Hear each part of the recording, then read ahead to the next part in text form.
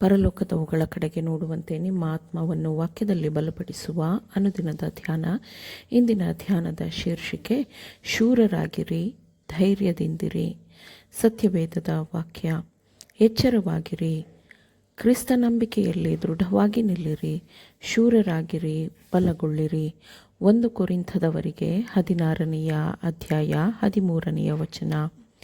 ನೀವು ದೇವರಲ್ಲಿ ಶಾಂತವಾದ ದೃಢವಾದ ನಂಬಿಕೆಯನ್ನು ಬೆಳೆಸಿಕೊಂಡರೆ ಮತ್ತು ಯೇಸುವನ್ನು ಸಮಾಧಿ ಮಾಡಲಾಗಿದೆಯೋ ಎಂಬಂತೆ ಮತ್ತು ನಿಮಗೆ ರಕ್ಷಕನಿಲ್ಲವೆಂಬಂತೆ ಆತಂಕ, ಚಿಂತೆ ಮತ್ತು ತೊಂದರೆಗೊಳಗಾಗದಿದ್ದರೆ ಹೆಚ್ಚು ದೊಡ್ಡದಾದ ಮತ್ತು ಹೆಚ್ಚು ಪರಿಣಾಮಕಾರಿ ಕೆಲಸವನ್ನು ನೀವು ಮಾಡಬಹುದು.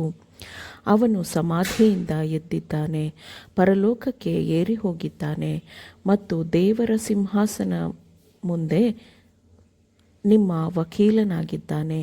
ಕ್ರಿಸ್ತನ ಕಷ್ಟ ಸಂಕಟಗಳಲ್ಲಿ ಕ್ರಿಸ್ತನೊಂದಿಗಿನ ಪಾಲುಗಾರರನ್ನಾಗಿ ಆತನ ಹಿಂಬಾಲಕರನ್ನು ಮಾಡಿದರೆ ಆಶ್ಚರ್ಯಪಡಬೇಕಾಗಿಲ್ಲ.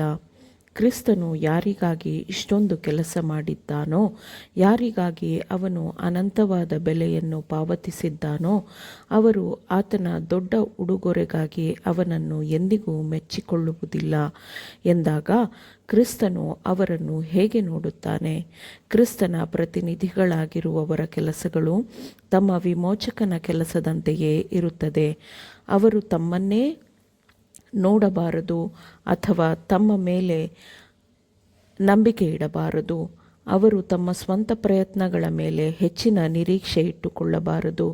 ತಮ್ಮ ಪ್ರಯತ್ನಗಳ ಮೇಲೆ ತಮಗಿರುವ ಗೌರವವನ್ನು ಇತರರು ಕೊಡುತ್ತಿಲ್ಲವೆಂದು ಅವರು ನೋಡಿದಾಗ ತಮ್ಮ ಕೆಲಸಕ್ಕೆ ನಿಂತು ಹೋಗಿರುವ ಕೆಲಸದಷ್ಟೇ ಬೆಲೆ ಎಂದು ಅವರು ಭಾವಿಸುತ್ತಾರೆ. ಆದರೆ ಇದು ಶತ್ರುವಿನ ಕೆಲಸವಾಗಿದೆ. ನಾವು ಮನುಷ್ಯರಿಗಾಗಿ ಅಲ್ಲ, ದೇವರಿಗಾಗಿ ಬದುಕಬೇಕು. ನಾವು ಮನುಷ್ಯರನ್ನು ಪರಿಗಣಿಸದೆ ದೇವರಿಗೆ ಎಲ್ಲವನ್ನೂ ಒಪ್ಪಿಸೋಣ. ನಮ್ಮ ಕೆಲಸದ ಪೂರ್ಣ ಮೌಲ್ಯವನ್ನು ದೇವರು ಲೆಕ್ಕಿಸುತ್ತಾನೆ. ಮನುಷ್ಯರು ಅದನ್ನು ಮೆಚ್ಚುತ್ತಾರೋ ಅಥವಾ ಮೆಚ್ಚುವುದಿಲ್ಲವೋ, ಗುಣಸ್ವಭಾವದ ಉತ್ಕೃಷ್ಟತೆಯನ್ನು ದೇವರು ತೂಗಿ ನೋಡುತ್ತಾನೆ. ಆಗ ಆ ಮನುಷ್ಯನು ಮರಣ ಹೊಂದಿದ್ದರೂ ಅವನ ಗುಣ ಸ್ವಭಾವವು ನೆಲೆಸಿರುತ್ತದೆ. ಸೂರ್ಯನ ಕೆಳಗೆ ಇರುವ ಯಾವುದರೊಂದಿಗೂ ಮನುಷ್ಯನಿಗೆ ಯಾವ ಸಂಬಂಧವೂ ಇಲ್ಲದಿರುವಾಗ ಅವನು ಬಿಟ್ಟು ಹೋಗಿರುವ ಮಾದರಿ, ಅವನು ಮಾತನಾಡಿದ ಅಮೂಲ್ಯವಾದ ಮಾತುಗಳು ಎಲ್ಲ ಸಮಯದಲ್ಲೂ ಮತ್ತು ನಿತ್ಯಕ್ಕೂ ಅವುಗಳು ಜೀವಿಸುತ್ತವೆ. ದೈವಿಕ ಮಾದರಿಯ ಪ್ರಕಾರ ಇದ್ದ ಈ ಪ್ರಭಾವವು ಎಂದಿಗೂ ಸಾಯುವುದಿಲ್ಲ. ಅವನ ಜೀವನವೂ ಸಹ ದೇವರೊಂದಿಗೆ ಸಂಪರ್ಕ ಹೊಂದಿತ್ತು ಎಂಬುದು ಖಚಿತವಾದದ್ದು. ನಾವೆಲ್ಲರೂ ವೈಯಕ್ತಿಕ ಪ್ರಭಾವವನ್ನು ಹೊಂದಿರುತ್ತೇವೆ ಮತ್ತು ನಮ್ಮ ಮಾತುಗಳು, ಕ್ರಿಯೆಗಳು ಅಳಿಸಲಾಗದ ಪ್ರಭಾವವನ್ನು ಬೀರುತ್ತವೆ. ಸ್ವಾರ್ಥಕ್ಕಾಗಿ ಬದುಕುವುದು ನಮ್ಮ ಕರ್ತವ್ಯವಲ್ಲ, ಆದರೆ ಇತರರ ಒಳಿತಿಗಾಗಿ ಜೀವಿಸಬೇಕು. ಭಾವನೆಗಳಿಂದ ನಿಯಂತ್ರಿಸಲ್ಪಡಬಾರದು, ಆದರೆ ನಮ್ಮ ಪ್ರಭಾವವು ಒಳ್ಳೆಯದು ಅಥವಾ ಕೆಟ್ಟದ್ದಕ್ಕಾಗಿ ಇರುವ ಒಂದು ಶಕ್ತಿ ಎಂದು ಪರಿಗಣಿಸಬೇಕು. ಧೈರ್ಯದಿಂದಿರು, ಶೂರನಾಗು ಎಂದು ದಾವೀದನು ಸೊಲೊಮೋನನಿಗೆ ಹೇಳಿದಂತೆ ದೇವರ ಕೆಲಸಗಾರರು ಧೈರ್ಯದಿಂದಿರಬೇಕು ಎಂದು ದೇವರು ಬಯಸುತ್ತಾನೆ. ತನ್ನನ್ನು ಪ್ರತಿನಿಧಿಸುವವರಾರೂ ತಮ್ಮ ಜೀವನದಲ್ಲಿ ಪರಲೋಕದ ಸಿಹಿಯ ಪರಿಮಳವನ್ನು ಪಸರಿಸದೇ ಇರದಂತೆ ಆಗಬಾರದು. ಎಂದರೆ ಅವರು ಚಿಂತೆ, ದುಃಖ, ಆಯಾಸ, ಬಳಲಿಕೆಯಿಂದ ಸೊರಗುವುದನ್ನು ದೇವರು ಬಯಸುವುದಿಲ್ಲ. ನಮಗೆ ಬದುಕಲು ಒಂದೇ ಒಂದು ಜೀವನವಿದೆ.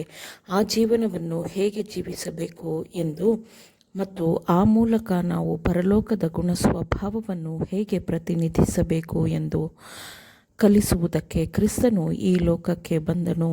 ನಾವು ಎಂದಿಗೂ ಸೋತ ಹೃದಯದವರಾಗಿರಬಾರದು, ಏಕೆಂದರೆ ಅದು ನಮಗೂ ಮತ್ತು ನಮ್ಮ ಪ್ರಭಾವದ ವ್ಯಾಪ್ತಿಯಲ್ಲಿರುವ ಇತರರಿಗೂ ತುಂಬ ಕೆಟ್ಟದ್ದಾಗಿರುತ್ತದೆ. ಶೋಧನೆ ಮತ್ತು ಸಂಕಟಗಳ ಅಡಿಯಲ್ಲಿ ನಾವು ಪ್ರೌಢರಾಗಿ ಘನ ಗಂಭೀರದಿಂದ ವರ್ತಿಸಬೇಕು ಎಂದು ದೇವರು ಬಯಸುತ್ತಾನೆ. ಕಷ್ಟ, ದುಃಖಗಳ ಪರಿಚಯವಿದ್ದ ಕಷ್ಟ ನೋಡಿದ ಮನುಷ್ಯ ಕುಮಾರನು ನಮ್ಮ ಮುಂದೆ ನಮ್ಮ ಮಾದರಿಯಾಗಿ ಇದ್ದಾನೆ. ನಾನು ಜಯ ಹೊಂದಿ ನನ್ನ ತಂದೆಯೊಡನೆ ಸಿಂಹಾಸನದಲ್ಲಿ ಕೂತುಕೊಂಡೆನೋ ಹಾಗೆಯೇ ಜಯ ಹೊಂದುವವನನ್ನು ನನ್ನೊಡನೆ ಸಿಂಹಾಸನದಲ್ಲಿ ಕೂತುಕೊಳ್ಳುವಂತೆ ಮಾಡುವೆನು ಎಂದು ಕ್ರಿಸ್ತನು ಹೇಳುತ್ತಾನೆ. ಆಮೇನ್. ದೇವರ ವಾಕ್ಯಗಳನ್ನು ಶ್ರದ್ಧೆಯಿಂದ ಆಲಿಸುವವರು ಮಾತ್ರವೇ ಆಗಿರದೆ ಪಾಲಿಸುವವರು ಆಗಬೇಕೆಂದು ನಿಮ್ಮನ್ನು ಉತ್ತೇಜಿಸುತ್ತೇನೆ. ಪರಿಶುದ್ಧಾತ್ಮನ ಸಹಾಯದಿಂದ ಆಲಿಸಿದ ನಿಮ್ಮೆಲ್ಲರಿಗೂ ಧನ್ಯವಾದಗಳು. ಮತ್ತೆ ದೈನಂದಿನ ಧ್ಯಾನಕ್ಕಾಗಿ ನಾಳೆ ಸಂಧಿಸೋಣ. ಆಮೇನ್.